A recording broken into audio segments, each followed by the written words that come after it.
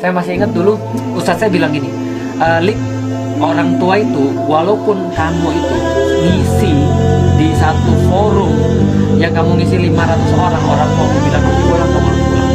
Karena memang begitu di dalam Islam. Karena orang tua didahulukan daripada yang lainnya. Dikasih dalilnya semuanya tentang seseorang yang menggendong ibunya pergi untuk haji, lantas kemudian dia menggendongnya bolak-balik dari tempat dia, dan dia itu pun tidak membalas sekedar secuil pun yang sudah orang tua korbankan dulu.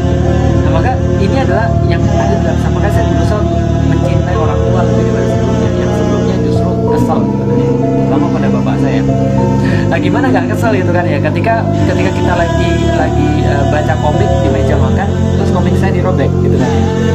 Ketika lagi main basket dan dia pulang mungkin ada masalah, bola basket itu ditusuk pakai pisau dapur di sebelah.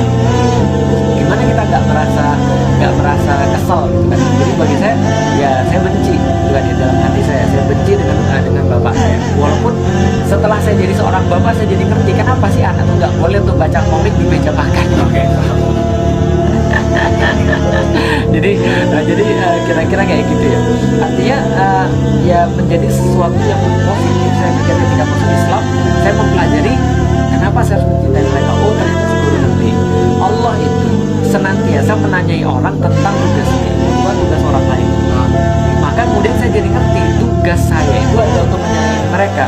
Walaupun mereka itu melakukan apapun yang saya nggak suka, tapi fakta bahwa mereka sudah melakukan yang terbaik yang mereka bisa dengan cara mencari nafkah, dengan cara kemudian melahirkan, lalu kemudian membimbing, apapun sekecil apapun, bahkan itu tidak bisa untuk dibandingkan dengan apapun yang mereka lakukan, taruhlah salah setelahnya, itu nggak bisa. Nah, maka di dalam Islam itu sangat menarik, walaupun kita benar, kita harus diam di depan orang tua. Dalam keluarga saya ketika berbicara tentang kasih sayang terhadap keluarga, saya tuh juga bingung, dan bahkan ini saya gambarkan dalam satu kejadian ya, biar antum dan netizen itu paham bagaimana cara berpikir saya pada waktu itu. Ketika pas saya itu pertama kali kuliah, bapak saya ngasih tahu, ini kos-kosanmu sudah dibayar, ini kampusmu tadi kita sudah dari sana dan sudah dibayar. Lantas papi pulang ya ke Jakarta, dan besok papi pulang ke Palembang. Saya bilang iya, sudah itu aja. Terus yaudah ya pulang ya, yaudah. Di saat yang sama, di depan mata saya melihat ada orang ditinggal sama bapak yang punya juga kayak saya, dan itu kayak film India, peluk-pelukan, nangis dan segala macam. Saya bilang kesini dulu, tapi dalam hati saya pengen gitu kan. Kenapa sih keluarga saya nggak bisa seperti itu? Karena dari awal adalah relasi yang dibangun antar ayah dan anak, dan ibu dan anak tuh mungkin relasi yang bersifat rigid. Contoh misalnya pulang sekolah sudah makan belum? Gimana ujiannya? Tapi nggak ada pembicaraan yang bersifat kayak teman gitu. Misalnya kayak kita ke teman kita, gimana kabarnya? Suka seperti emang yang suka seperti itu apa? Gitu. Terus kok sedih sih, dan itu nggak ada. Jadi kita tuh harus terlihat kuat di depan orang tua, dan orang tua pun juga bisa terlihat kuat pada anak-anak. Mereka nggak pernah cerita ada problem apa dan segala macam. Nah, sehingga saya sama orang tua ini perasaannya nggak seperti orang yang tadi sinetron tadi. Justru saya menemukan bahwa kita tuh harus mencintai orang tua justru ketika di Islam. Nah, contoh misalnya ketika di dalam Islam, saya baca nih, ternyata kok bisa orang tua tuh menempati satu posisi yang paling tinggi setelah Allah dan Rasulnya. Kok bisa ya? Kalau sama Allah itu kita tidak ada satupun yang kita sisakan buat diri kita sendiri, semuanya untuk Allah, begitu juga untuk Rasulnya.